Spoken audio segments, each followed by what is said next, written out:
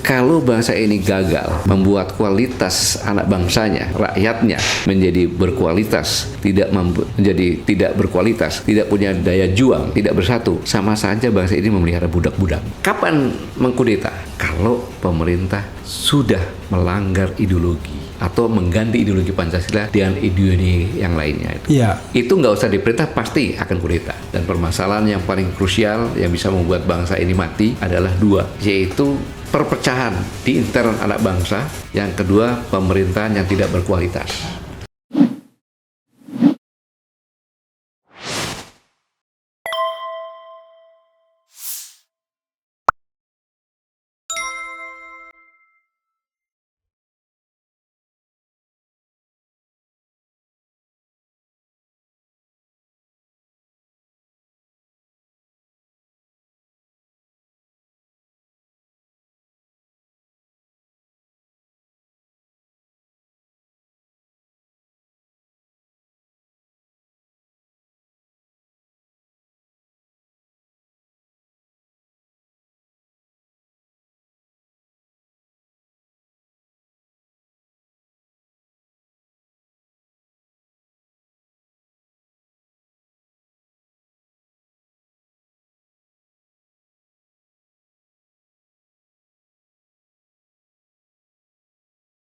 Kalau kita bicara wing politik kanan dan kiri, ya kan, selalu yang disalahkan dua kelompok ini. Ada yang menganggap bahwa bahaya ke depan itu adalah ekstremisme, ya kan, terorisme, kemudian kadronisme.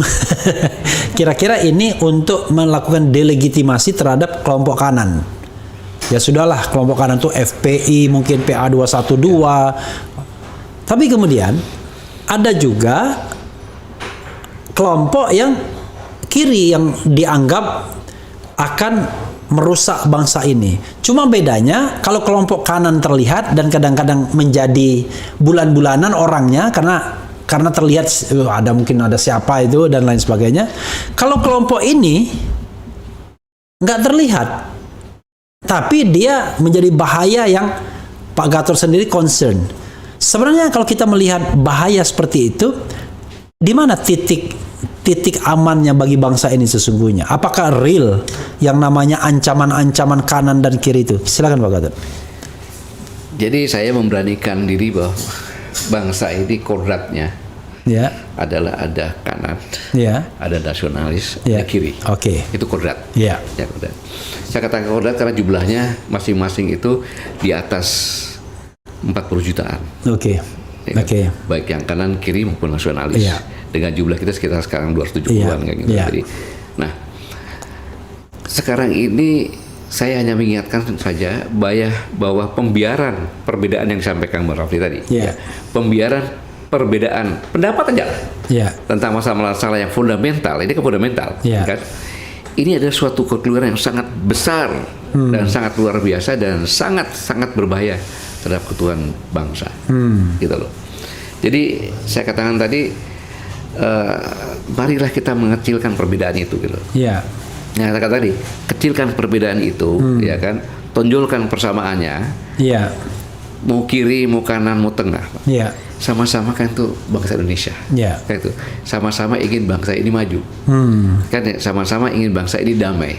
Sama-sama ingin bangsa ini sejahtera. Dan ujungnya sama-sama bangsa ini akan besar dan lestari.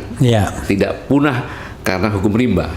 Sepanjang dalam wadah negara kesatuan Republik Indonesia dan Pancasila tentunya ya. Jadi Pancasila ini kalau saya jabarkan menurut saya itu adalah sebagai kritis. Atau cermin. Ketuhanan yang Maha Esa. Setiap agama apapun boleh. Sehingga saya sebagai manusia, kalau saya berbuat salah, berbuat kejahatan apapun, dikritik oleh ketuhanan yang Maha Esa, agama saya ini kan, kebenaran, kemanusiaan yang adil dan beradab. Itu juga kritik. Antar manusia kamu perlakukan orang lain secara manusia yang sesungguhnya dan beradab. Sampai kepada ke atas, sampai dengan pejabat, sampai dengan presidennya harus melakukan rakyatnya orang yang adil dan beradab. Kemudian dikatakan tadi bahwa bangsa adalah hasrat bersatu. Jadi sehebat-hebatnya anak bangsa, dia orang yang baik-baik semua berkualitas, mempunyai daya juang yang luar biasa, tetapi tidak bersatu, itu akan hancur. Nah, untuk memelihara ini dalam menyelesaikan suatu musyawarah mufakat, itu dengan musyawarah sehingga tidak ada yang dikalahkan. Iya. Gitu. Maka keadilan sosial akan terjadi. Nah, kembali lagi, mari saya mengajak semua anak bangsa, ya kan, perbesarlah persamaan, kurangilah perbedaan-perbedaan tersebut, ya kan, sampai dengan perbedaan yang kodrati tadi, yang tidak bisa diadukan lagi. Gitu. Nah, akhirnya apabila kita bisa ini, kita akan bisa maju lagi bersama-sama. Ya. Saya tidak pernah saya memusuhi anak-anak PKI. Yang saya ingatkan adalah bahaya seperti ini bisa terulang lagi, kan berbahaya. Ya, jadi marilah kita berbicara pada alur kebangsaan. Gitu. Yang saya katakan lagi, berbicara adalah persamaan yang dibicarakan. Kalau kita begini terus, sudah dipecah kiri dan kanan, kemudian dipecah lagi dengan kadur sama cebong, ya kan? Terus dipecah lagi dengan pengkhianat sama ini, akumulasi ini berbahaya. Ingat bahwa kalau bangsa ini gagal membuat kualitas anak bangsanya, ya, rakyatnya menjadi berkualitas, menjadi tidak berkualitas, tidak punya daya juang, tidak bersatu, sama saja bangsa ini memelihara budak-budak. Karena dia akan menjadi budak nanti oleh negara lain yang akan di sini, gitu. Itu yang bisa saya sampaikan, Nur Raffi. Jadi mari kita tonjolkan persamaan, ya, mengeliminir semua perbedaan-perbedaan sampai dengan perbedaan yang kodrati. Mudah-mudahan dengan demikian akan bisa menyatukan bangsa ini dan kita dengan mudah maju. Saya ingin membacakan beberapa masukan, ya, dari mereka tentunya. Mungkin hal-hal yang barangkali yang penting, ya, yang kira-kira yang kalau ngata-ngatain biasa. Kalau ngata-ngatain itu biasa itu, ya. Saya udah kebal itu. Makanya saya bilang katakan itu hak kan. Ya, sepanjang orang, ya kan, mau ngatain kita, mau berpendapat apa tentang kita, saya nggak terlalu peduli. Yang peduli itu kalau mau mengkriminalkan. Nah, kalau mengkriminalkan udah beda lagi, kan. Siapa pula mau dikriminalkan, kan, kira-kira begitu. Padahal kalau dia mengata-ngatain kita ini, kan dia melihat, kan. Sudah menyimak, kan. Alhamdulillah, malah alhamdulillah, ya kan. Artinya dia menambah pengetahuan juga walaupun dengan cara ngata-ngatain. Dan kita ini juga sudah ditonton 15.000 orang. Jadi udah lumayan lah 15.000 orang, dan yang masih mantengin itu 2.000-an yang ini. Jadi terus bertambah, insya Allah bertambah, ya, dan insya Allah bermanfaat. Ini ada beberapa yang saya ingin, wah ini dari awal tuh agak banyak sih memang yang komentar. jadi nggak gampang juga. Pak Gatot, kapan Cina pernah mengakui kemerdekaan Indonesia? Nanti Pak Gatot jawab secara umum aja, ya, tinggal dipilih. Kemudian yang nasionalis akan dicopot siapapun orangnya. Kemudian bongkar semua Bung RH dan Pak Jenderal GN. Kami tidak sedang membongkar, kami sedang membangun, yaitu membangun persatuan, ya. Kemudian negara kan yang menjalankan pemerintah. Negara itu siapa yang melaksanakan? Oke, negara itu pemerintah atau penguasa itu hanya satu bagian, ya kan? Ada wilayah, ada rakyat. Bahkan rakyat yang paling penting dalam unsur dari negara. Berarti kudeta militer itu tidak melanggar sumpah prajurit dong, tanda tanya, ya. Hati-hati juga nih, bilang, wah ini loyalitas pada negara. Jadi kalau penguasa, orang-orang sipil itu selalu ingin menarik TNI dan Polri karena merasa kalau di backup oleh TNI dan Polri aman hidupnya, kira-kira begitu, ya kan, nggak akan diintimidasi orang dan tidak akan dipidanakan. Akibatnya jangan heran TNI dan Polri banyak yang jadi centeng-centeng backing dari mereka yang berkuasa atau mereka yang beruang, kira-kira begitu. Dan lain-lain. Pak Gatot banyak sekali, ya. 32 tahun ABRI kan dikuasai oleh orang pro Soeharto, ya, bilang gitu, ya. Oke.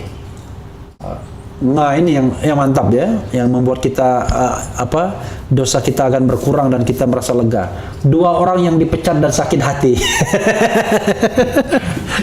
Dipecat oleh siapa gitu? Saya sama daerah sekalian ya, kalau dikatain itu malah ketawa, saya senang ya, karena dosa berkurang. Yang penting jangan dikriminalkan, kira-kira begitu ya. Kita ini bukan orang jahat, tapi orang kritis iya ya, kira-kira begitu.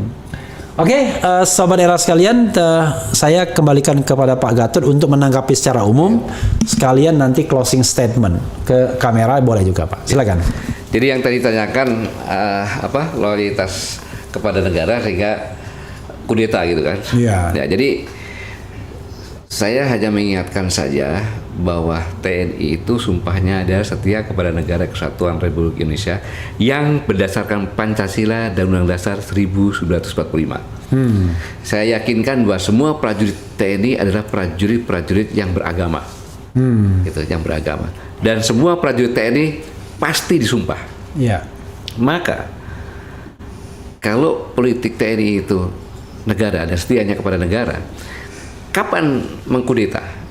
Kalau pemerintah sudah melanggar ideologi atau mengganti ideologi Pancasila dengan ideologi yang lainnya itu. Yeah. Itu nggak usah diperintah, pasti akan kudeta. Yeah. Pasti akan kudeta. Yeah. Di luar itu tidak ada kata kudeta begitu ya. Oke, tapi itu pun harus segera dikembalikan kepada kepemimpinan sipil dengan cara-cara yang demokratis kan. Di Spanyol kan pernah misalnya Jenderal Franco melakukan kudeta, tapi setelah itu dia mengadakan pemilu yang demokratis sehingga tertib order sosial masyarakat dan dengan civil values tetap terjaga gitu. Ya, memang dalam kondisi seperti ini pemerintah sementara boleh. Iya. Ya, tetapi habis itu segera diatur kemudian pemilihan secara demokratis sesuai dengan konstitusi. Dan kalau ada pemimpin yang sipil yang memimpin, ya itu tanda kemajuan yang bagus saya pikir gitu. Silakan Pak Gatot untuk closing statement kepada sobat era sekalian mungkin. Saudara-saudaraku sebangsa dan setanah air, dalam kondisi apapun juga saya hanya mengingatkan, mari sama-sama kita jangan abai. Mari sama-sama sebagai anak bangsa kita tahu permasalahan-permasalahan yang dihadapi oleh bangsa ini. Kalau kita tidak tahu permasalahan, maka kita tidak tahu bisa mengatasinya. Dan permasalahan yang paling krusial yang bisa membuat bangsa ini mati adalah 2, yaitu perpecahan di intern anak bangsa, yang kedua pemerintahan yang tidak berkualitas. Ini akan membuat bangsa ini tidak mempunyai daya saing, dan hukum rimba pasti akan tetap berlaku, yang lemah pasti akan kalah dan bisa punah. Maka saya ajak, kita ini suatu bangsa yang majemuk, yang perbedaannya paling banyak di antara seluruh bangsa-bangsa di dunia. Jadi jangan mengekspos perbedaan, tapi mari sama-sama kita mencari persamaan. Semakin banyak persamaan, semakin pelan-pelan kita mengeliminasi kekurangan atau perbedaan-perbedaan kita sampai perbedaan yang hakiki yang tidak bisa dirubah, yaitu kodrat. Kalau orang Papua keriting hitam, saya sawo matang, ya kan, kemudian Manado putih dan lain sebagainya, agama pun dan sebagainya. Jadi ingat bahwa bangsa ini untuk bisa maju, modal yang utama adalah rakyat yang baik. Saya yakin bangsa Indonesia adalah rakyat yang baik. Kemudian rakyat yang punya mental pejuang. Saya yakin karena sudah dibuktikan di semua kabupaten dan kota Madia ada Taman Makam Pahlawan. Hanya satu saja kekurangan kita adalah bersatu. Dan kita pernah buktikan dengan bersatu, sejak Sumpah Pemuda kita bersatu, hanya 17 tahun kita bisa merdeka. Jadi marilah kita bersatu, sama-sama membangun. Jangan takut sebagai rakyat pemegang kedaulatan mengkritik, asal gunakan kritik dengan cara beretika berdasarkan konstitusi.